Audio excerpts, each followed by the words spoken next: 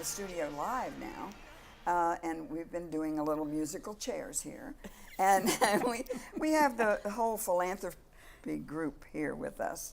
Kimberly Nelson, the director of philanthropy, Good morning. as well as two of the volunteer residents who are Thelma Klopp and Ruth Berry. Yeah, on the so committee. happy to have all three of you here. And Thanks, it's great to be here. And you said we're going to talk about memory fitness. We're going to talk a little bit about that because we just saw excerpts of that video, and we had this really awesome event last week, which was a passport to healthy aging, but it really talked all about the importance of brain health, because a lot of times I think you hear things on the news and you talk about your physical health or maybe your spiritual health, but we don't always talk about our cognitive brain health. And when we think of memory fitness and the memory fitness classes or doing Sudoku or brain teasers that we do on Tuesdays and mind benders groups, those are all things to sort of help keep our mind engaged and stimulated. And it's a huge really focus here at Green Spring to say, you know, when you think of memory, it's not just at Garden Ridge with memory care for someone who has that type of diagnosis. How can we be proactive in our life now and use resources that are available? And we don't always think of connecting those dots. So fitness, of course, and healthy eating, and how do we use that with stimulating things for the mind and body and spirit and the brain? So that expo was sort of challenging those things and tips and tricks and what are the things we have at Green Spring that we didn't really realize the hidden purpose of it. It's not just a brain tease to have a brain tease on Tuesday. It really is part of how do we keep ourselves healthy and active and keep our brain working in new and creative ways so that it's always stimulated. So I wanted to just really thank all those teams because we had the fitness center there and the medical center and intermissions and the dietitians and memory care. It was just such a great program. So is this your first one that you've done? This is the first one. So that maybe you'll be repeating them since I do believe it was such a success. Yes, I do believe it will be repeated. And the social work team, of course, is always your first point of contact a lot of times with things because they have a good handle of the potpourri of services here at Green Spring. And we often just think of medical, but we don't always think of those activity interaction things in the same way. So this was just an opportunity to help highlight that. And for those who don't know, I am sort of behind the scenes the director overseeing all of those areas. My background before fundraising was really in Alzheimer's and dementia care. So I'm a certified dementia practitioner and a trainer with the Alzheimer's Association. And so that's sort of how I'm able to share my gifts to help the team really work together and sort of think, how do we share and highlight that information? accounts for how often you think outside the box when you're doing things even about fundraising. You're so gifted in that way. I hadn't thought of it that way, but maybe it all does intertwine. So I want to just thank those teams and highlight, if you missed it, see the social worker. They have lots of brochures and resources. I do anticipate it will be something they will do again next year because it was very widely well received. And it was all in-house, correct? It was all these in-house resources. Services and research, Yes, and many are just sort of part of the program here. It's not an extra cost. I mean, some things might with a certain class, but there are many things that aren't, that we hadn't maybe thought of in that manner. So it was just a great partnership, and I just wanted to thank those teams. And Kathleen Taylor took the initiative and senior social work manager, and that was just a great event. So enough about memory health and memory fitness. Did you remember what you came here else to talk about? We did. Well, we came because I have two of our, I don't want to say most senior, long-standing committee members, Thelma Klopp and Ruth Berry. and Thelma was even past chair of the committee. And so they're here because we have an event coming up in December called JG Jewelry, and I know we have some roll-in that's going to roll about it, but they were going to talk a little bit about really what is it and that kind of thing. So I'm going to turn it over to you ladies, whoever wants to start. Well, this will take place on December the 4th, and from 9 to 1. And the person who's in charge is JG Jewelry, and her name is Jamie, and she's a jeweler. We don't think of ladies as being jewelers, but she is. She does everything any jeweler does. She repairs watches. She fixes jewelry that's broken. She'll restring pearls. She'll do anything that a jeweler does.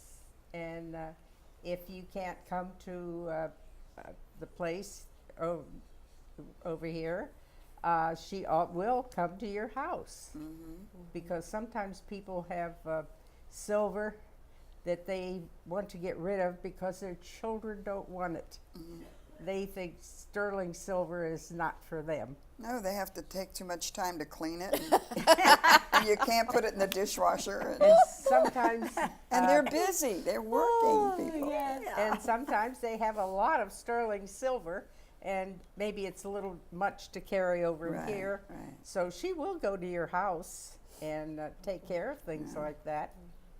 Jamie And- has been here before, though, right? She Oh, has. yes. Yes. Yeah, she Yeah. had been here before. She was in business with another With with in a different business. Okay. Yes. And I now, thought I recognized the name. Okay. They Yeah. dissolved that partnership, and Yeah. Yeah. she's Now, on where will her this own. December 4th happen? Where will it happen? In the Philanthropy, across from Philanthropy, in the In the classroom. classroom. Okay. Classroom. Okay. Yeah. So JG Jewelry and Estate with Jamie, they are one of our vendors who are really strong supporters of the Benevolent I Care know they Fund. are. I've used them. Yeah, and so this is really a free service to sort of evaluate what you have, which is what Ruth was giving us a lot of information of all the types of things she does. But as we think of the holidays, a lot of times you're pulling out a pendant or a brooch or a necklace that maybe you wear it once a year, but now you're realizing, oh, the clasp broke, or it's too small a clasp, and maybe with your arthritis, oh, should I just get rid of it? Well, if you bring it to Jamie, she may say, we can change that clasp so it's easier, or we can lengthen it a few inches so you can just put it over your head so you don't have to part with your treasures.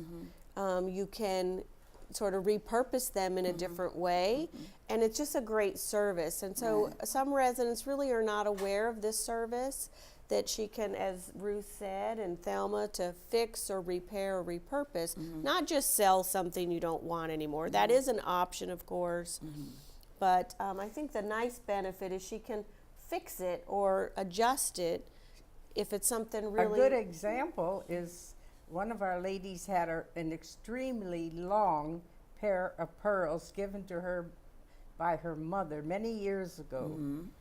And it really didn't fit now. So she wanted to do something, and she decided to come in and see what Jamie could do with it. It was long enough to make two 16-inch pair of pearls and one 15-inch pair of pearls. So she ended up with this big pair of pearls, 3. So she's going to gift them to her nieces and so forth, Yeah. Nice. which I think is a very nice thing.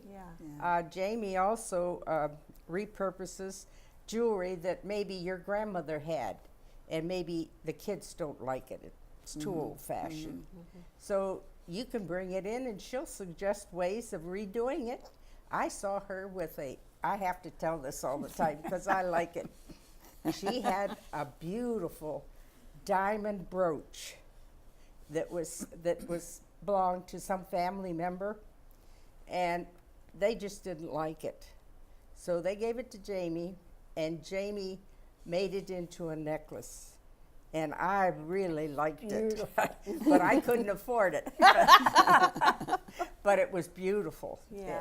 The brooch turned, what was once a brooch is now a necklace.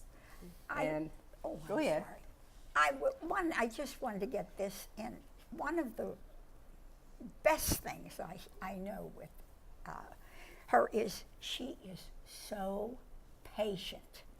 You know, as we get older and it takes people longer to explain things to us, she sits there and she'll hold the one hand and she'll put the jewelry over the hand. And she has them all smiles and so happy by the time they're leaving, and I think she sold them something they didn't intend to buy. So that's the best time of it. They thought they were going to have to, sell it because they couldn't use it, and Yeah. here they're leaving because it can be repurposed, Yeah, as Ruth and it said. might cost a little to get that It costs a repurposed. little bit to Yeah, have it done. yeah. But she is so sweet to them.